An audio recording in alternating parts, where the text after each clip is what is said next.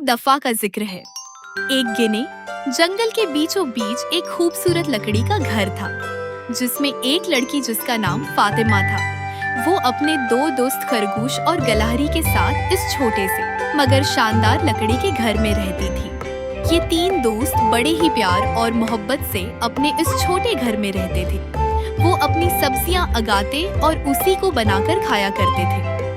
जंगल के सारे जानवर फातिमा से बहुत ज्यादा प्यार करते थे और उसको अपनी एक अच्छी और मददगार दोस्त समझते थे। एक दिन फातिमा अपने घर के सहन में सफाई कर ही होती है कि इतने में एक भेड़िया आता है और वो बहुत घबराहट से फातिमा से कहता है, फातिमा आप ही जल्दी चलो, वहाँ जंगल में बहुत बड़ी मुसीबत खड़ी हो गई है। फातिमा बना कुछ सोचे समझे भेड़िए के साथ जंगल की तरफ दौड़ती है।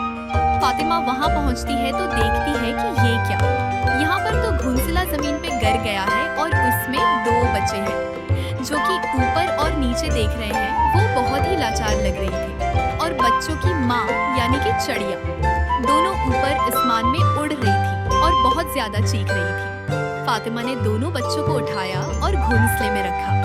वो इन बच्चों को देखकर बहुत ज्यादा खुश हो रही थी क्योंकि बच्चे बहुत ही ज्यादा मासूम और प्यारे देख रहे थे।